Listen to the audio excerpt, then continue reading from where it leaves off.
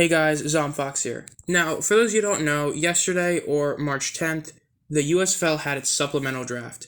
This was the first time, the drafts had happened a couple weeks ago, and this supplemental draft was meant to fill out the rest of the roster spots and practice squad.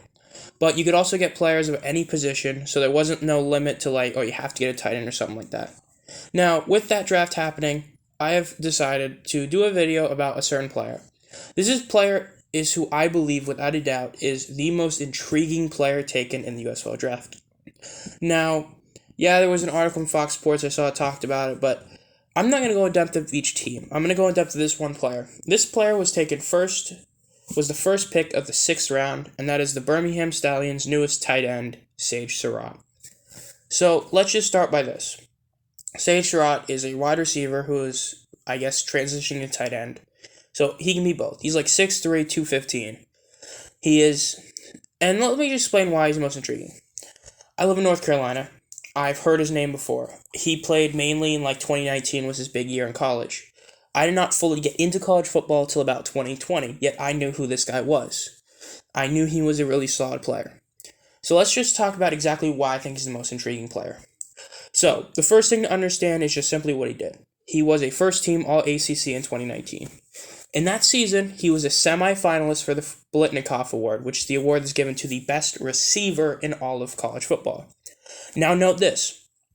He also led his team in receiving yards with 1,001. It was tied for receiving yards, but it was still receiving yards that year. Now, here's another thing to understand about that. He did it in 9 games. He missed the last few games due to injury. In fact, because he had to get surgery on his shoulder, because he got hurt, and it sucked because he missed it, but here's the thing that you need to know about how good his season was, though. So that year, not in the ACC, just in the ACC, the receiving yard leader in the ACC was Shatarius Atwell. He had 1,272 yards. He played in 13 games, because both stats are included. Saron only played in 9. If Saron had played a whole season, he would have, without a doubt, beaten Atwell for stats. It wouldn't have even been close, because he would have played a full season, would have been extra yards as well. Here's what makes it better. If you do the entire college football receiving, if you were to actually give him and say he can have a bowl game with the rest of his stats, in 9 games played, he's averaging let's just lowball, because it's more than 100. It's about 110 yards he's averaging a game. So if you add 110 times 4 to beat a full season plus a bowl game, that's another 440 yards. If you add his 440 yards, he's the 4th leading receiver in the entire college football. Jamar Chase played an extra game as well. He played 14 total because playoffs. Justin Jefferson played 15. You give Sage Surratt a whole season, he legitimately would have been a top 4 receiver. And if you had him on a team like Ohio State, he could have been top 5. Here's what makes it even better. His quarterbacks were nothing to really look at and say, man, these are great quarterbacks. His legit quarterbacks were Sam Hartman, literally some guy who is still on, Wake Forest.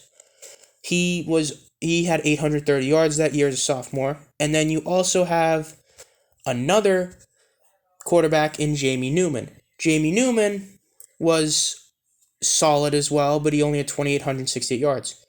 Jamie Newman would go on to be on the practice squads and CFL, but essentially both quarterbacks were just some guys who aren't really that good. So that's who he had to work with, yet he had those great stats. And because of that, I believe he is the most intriguing player in this entire supplemental draft. I genuinely believe he can be one of the best receivers in this league. Yes, he was picked very late, but when you look at his stats that he had, and you actually think about why he went undrafted. He didn't play in 2020. He opted out, 1. 2, he ended his 2019 season with a shoulder injury, which is bad. And then 3, he didn't get to go to the combine. So you have a player who basically got to show nothing and went undrafted, yet was a big deal when he got signed to the Lions practice squad. Now, he never actually got into the legit roster, and then got released eventually. But I feel like if he's given a shot, he can prove what he can be, which is legit top receiver. But we gotta wait and see.